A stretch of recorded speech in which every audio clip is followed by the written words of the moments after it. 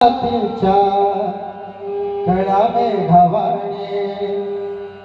दाखविना कधी कोणा डोळ्यातल पाणी जिजू जिजू संसाराचा गाडातला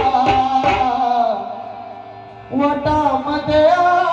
सुंदरी कणावातला